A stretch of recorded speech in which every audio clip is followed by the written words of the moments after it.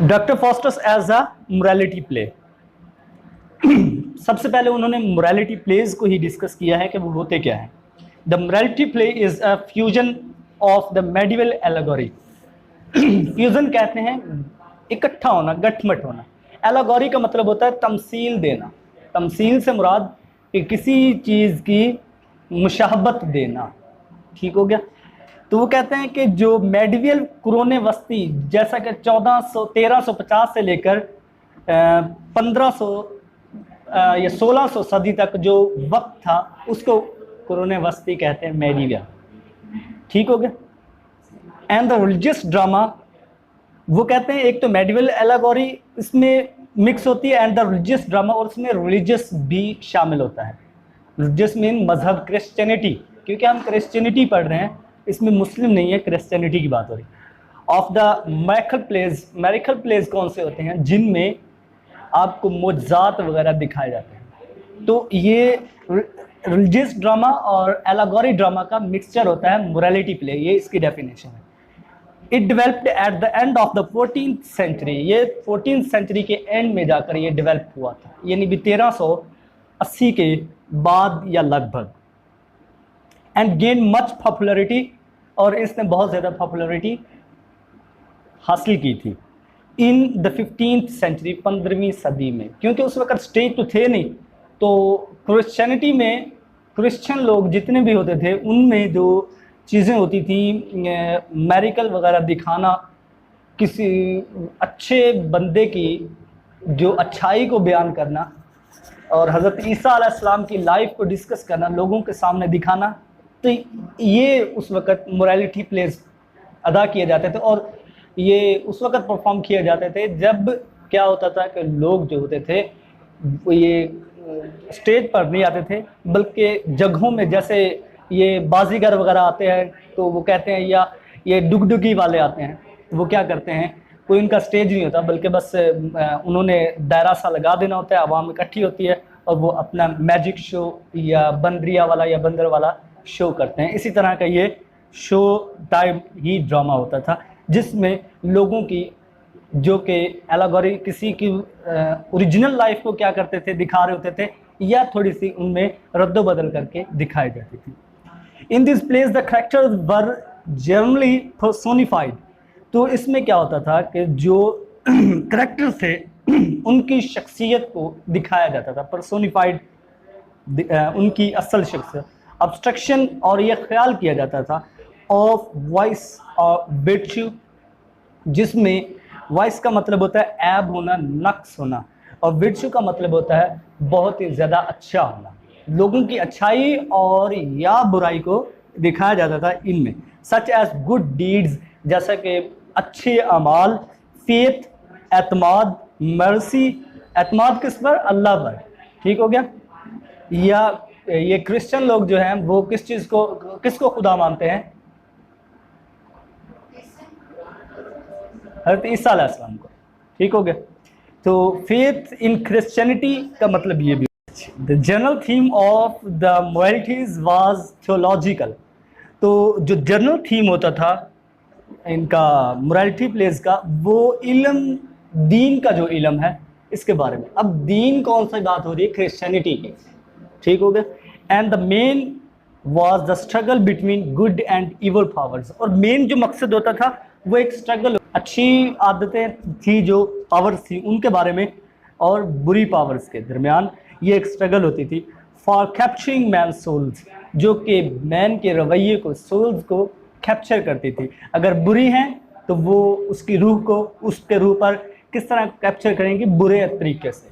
और अगर अच्छी हैं तो रूह पर उनका असर जो होगा वो अच्छा होगा।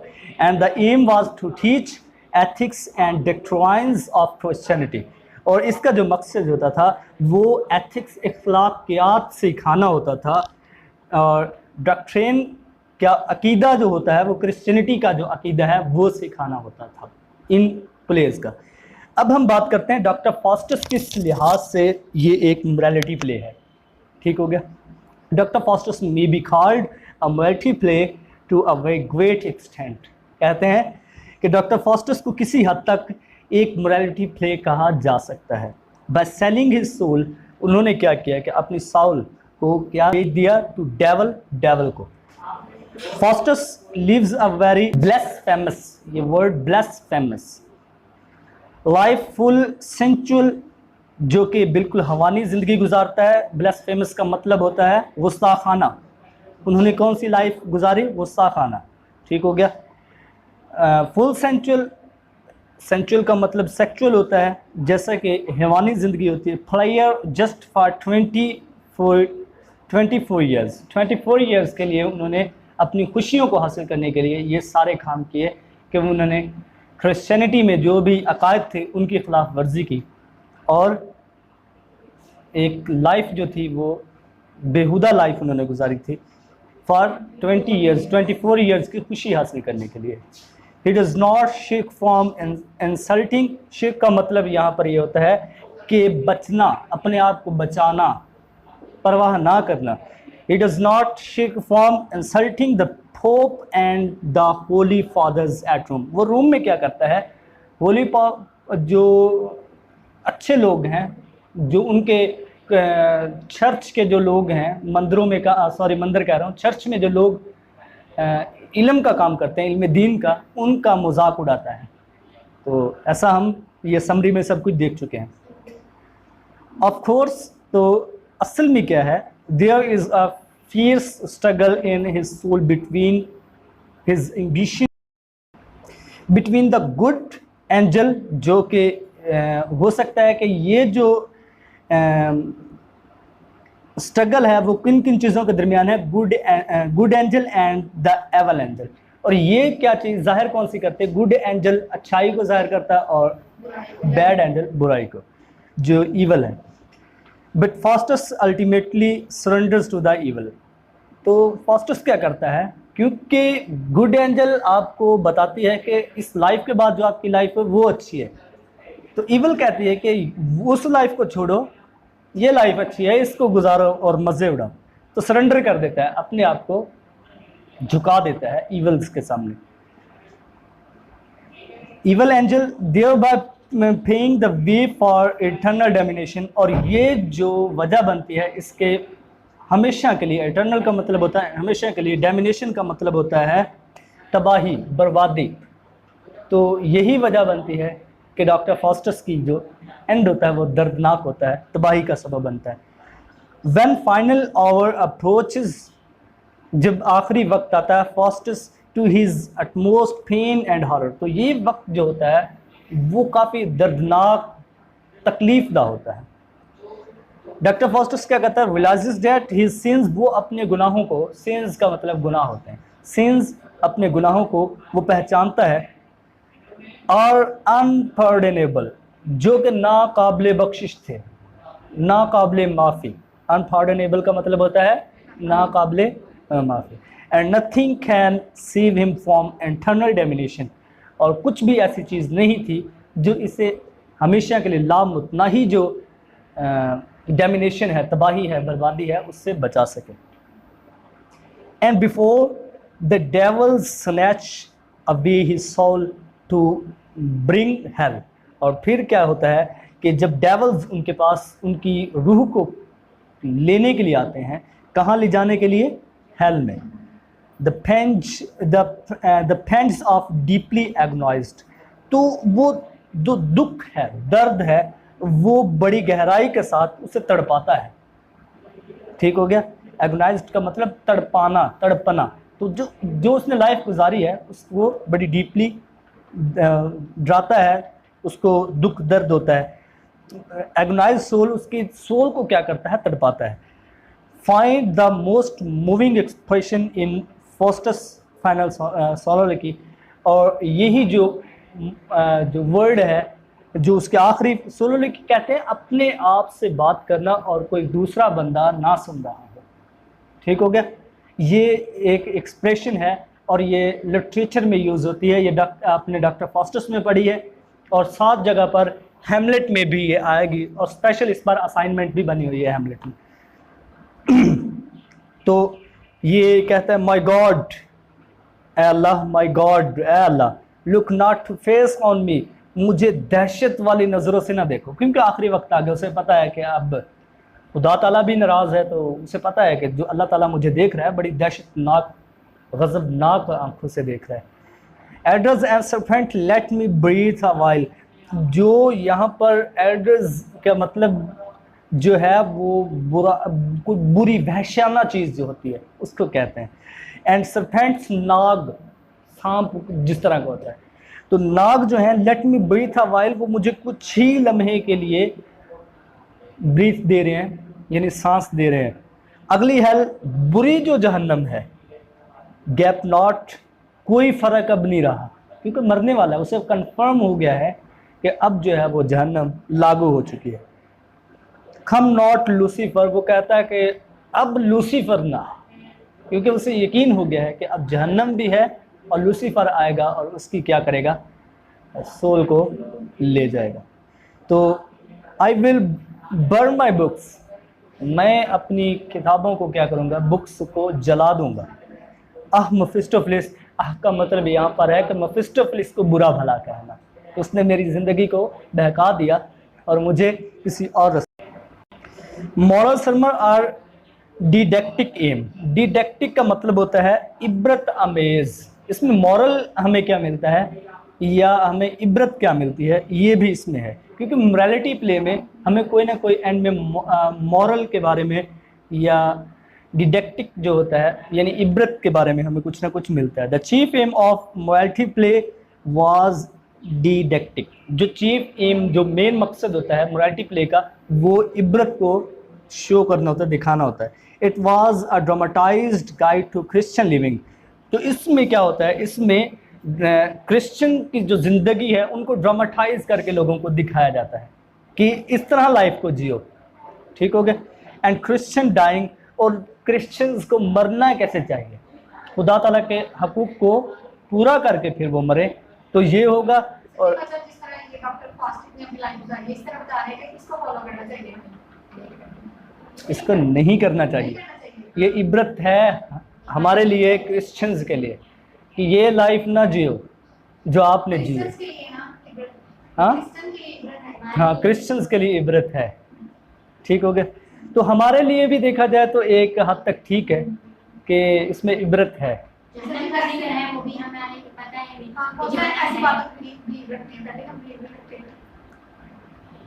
तो whoever discards the path of the, discard का मतलब होता है बहका देना।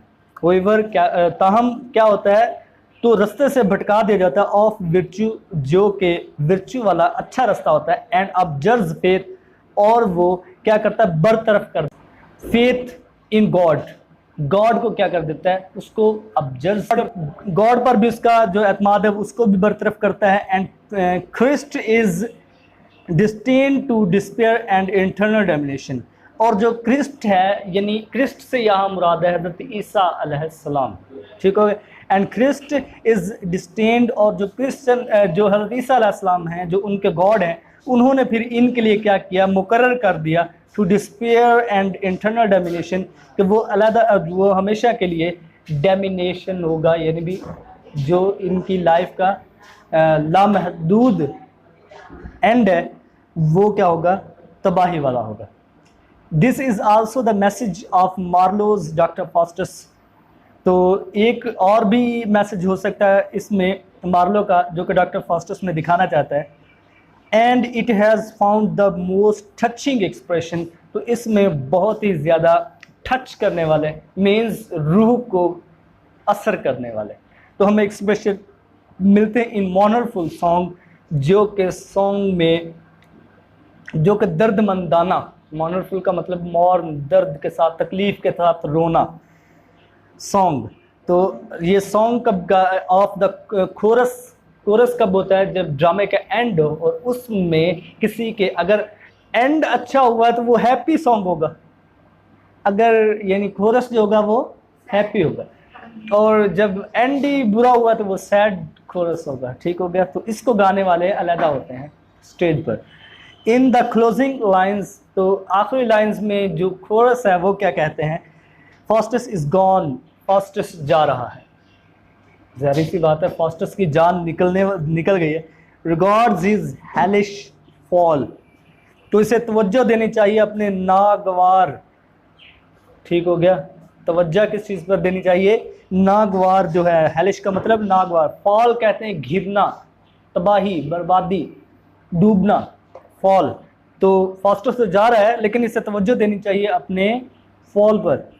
हुज फील्ड, उसकी जो शैतानी फॉर्चून, उसका जो शैतानी बदकिस्मती जो फ्यूचर उसकी किस्मत थी, में एग्जॉर्ट द वॉइस, उसने क्या किया है?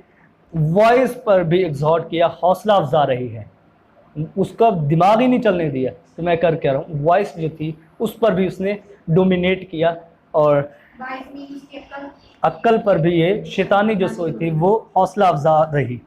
Only to wonder at unlawful things, तो वो क्या कहता है कि यहाँ पर तो सिर्फ एक ही चीज़ है कि उसने ओनली टू वंडर, कि किस तरह उसने एक परेशान, एक अजीब बात है कि उसने इस चीज़ पर हैरानगी है हमें, एट द अनलॉफुल थिंग्स, कि उसने जो गैर कानूनी चीज़ें हैं उन चीज़ों को अपनाया। पर्सोनिफाइड ऑब्स्ट्रक्शंस, तो इसमें क्या करता है? किरदार का ख्याल करना, ये भी मोरालिटी प्ले का। तो इस तरह कहता है कि in morality plays the character was personified obstructions, characters को क्या किया जाता है? किरदार में डाल दिया जाता है। ऑफ विच आर विचुअस, जो कि बुरे भी होते हैं या कौन से होते हैं? अच्छे भी होते हैं। So in doctor Faustus also we find the good angel, तो इसमें हमें क्या क्या क्या कौन से किरदार मिलते हैं? गुड एंजल मिलती हैं, ठीक हो गया, एंड इवल एंजल, और बुरी भी एंजल मिलती हैं। The former stand for the path, farmer से मुराद जो पहली वाली है, stand for the path of the विर्चू, यानी जो गुड एंजल है वो किसके लिए स्टैंड करता है? स्टैंड फॉर का मतलब क्या होता है? खड़ा होना, नो, स्टैंड फॉर का मतलब होता है, ये यूज़ किया जाता है ऑब्रीगेशन के लिए। जो गुड एंजल है वो उस रास्ते को दिखाता है, ऑफ विर्चू जो कि अच्छाई का रास्ता है, एंड द लेटर, और जिसका बाद में जिक्र किया गया है, बाद में कौन सा जिक्र किया गया है? बैड एंजल का, इवल का। फॉर सिन एंड डोमिनेशन, और जो दूसरा जो है वो किस चीज़ को शो करता है? Old man symbolising the force of righteousness, तो किस चीज़ को सिंबलाइज कर रहा है? राइटसनेस को, अच्छाई को। जो ओल्ड मैन आता है, इसमें ओल्ड मैन भी आता है, एक करेक्टर है। एंड मोरालिटी, और वो अखलाकियात को जाहिर करता है। Helen stand for serpent beauty, Helen किसको स्टैंड करती है? सरपेंट, नागन वाली beauty. The comic scenes of doctor Faustus is also belongs to the tradition of old Michael and morality plays। पुराने दौर में भी जो morality plays दिखाए जाते थे उनमें भी कॉमिक सीन, थोड़ा सा हंसी खुशी वाले सीन्स होते थे, ताकि जो ऑडियंस का फोकस है वो एक चीज़ पर ना रहे, बल्कि वो अपने आप को थोड़ा सा क्या करें? इंजॉय भी करें, दोनों साइड पे। तो स्पेशली द सीन वन, जब हम सीन वन की बात करते हैं ऑफ द थर्ड एक्ट, तीसरे एक्ट के, where Faustus is found playing tricks, तो वहाँ पर क्या करता है? फॉस्टस खेलता है, ट्रिक खेलता है, मजाक करता है। ट्रिक्स का मतलब यहाँ पर मजाक करना है। ऑन द पॉप, पॉप की मजाक उड़ाता है जो कि चर्च में होते हैं। And the scene 4 of act 4, where the horse, खरसर जो कि शिकारी होता है, घोड़ों वाला, घोड़ों का, इज टोटली आउटविटेड, उसको चालाकी के साथ क्या किया जाता है? हरा दिया जाता है। घोड़ा तो उससे बेच दिया जाता है, लेकिन वो घोड़ा जादुई घोड़ा होता है, जैसे पानी में उतरता है वो गायब हो जाता है। एंड बिफोल्ड बाय फॉस्टस, और उसे फॉस्टस के ज़रिए बेवकूफ़ बना दिया जाता है। तो इसमें लूज प्लॉट होता है, लूज प्लॉट भी इसकी मोरालिटी प्लेज की एक खासियत होती है। Doctor Faustus like earlier morality plays suffers from looseness of construction. शुरू से डॉक्टर फॉस्टस जो है वो कंस्ट्रक्शन के मामले में, प्लॉट के मामले में थोड़ा सा इसमें इतनी कोई पुख्तगी नहीं रही, बल्कि ये लूज ही रहा है। It is merely a collection of 18 heterogeneous sense which can be easily transport and shifted. इसमें सिर्फ क्या, हेट्रोजीनियस का मतलब होता है मुख्तलिफ तरह का, अलग अलग। तो इसमें क्या है, कुछ सीन्स जो हैं वो हेट्रोजीनियस सीन्स डाले गए हैं मुख्तलिफ किस्म के, जो कि which can be easily transported, जिनको बड़े ही आसानी के साथ ट्रांसपोर्ट किया जा सकता है एक जगह से दूसरी जगह। एंड शिफ्टेड, शिफ्टेड का मतलब भी वही होता है ट्रांसपोर्ट करना, ये एक जगह से दूसरी जगह मुंतकिल करना। ठीक हो गया। They do not follow logically, जिस तरह एक ड्रामे का जो प्लॉट होता है उस तरह मोरालिटी प्ले फोकस नहीं करते। दिस इज़ कहता दिस इज़ मोर स्पेशली, तो ये जो चीज़ होती है इसलिए स्पेशल होती है the case with the middle part, क्योंकि ये जो चीज़ है सिर्फ मिडल पार्ट तक ही, यानी जो मेडिवल ड्रामे लिखे गए थे कुरान यूनिवर्सिटी में वहीं पर ये यूज़ होता था। बाद में जितने भी ड्रामाज लिखे गए उनके प्लॉट काफ़ी तगड़े होते थे। तो कंक्लूजन करते हैं, these are the characteristics which are taken to prove that doctor Faustus is a morality. तो ये जितने भी हमने दिए हैं करेक्टरिस्टिक्स बयान किए हैं, खसूसियत बयान किए हैं, तो ये चीज़ क्या प्रूव करती है कि डॉक्टर फॉस्टर्स जो है वो एक मोरालिटी प्ले है। It has a struggle between good and evil, तो ये इनके दरमियान एक स्ट्रगल होती है अच्छाई और बुराई के दरमियान। And ultimate success of evil, और जो कामयाबी होती है वो किस चीज़ को हासिल होती है, ईवल को। In the end of moral of obedience to the law of God is given. In the end आखिर में क्या करते हैं, ए मोरल ऑफ ओबीडेंस, जो अखलाकियात होते हैं, जो अखलाकी सबक होता है, वो क्या है कि अल्लाह ताला के जितने भी दिए गए अहकामात हैं उनको हमें फॉलो करना चाहिए, ना कि अपनी ख्वाहिशात को आगे रखना चाहिए।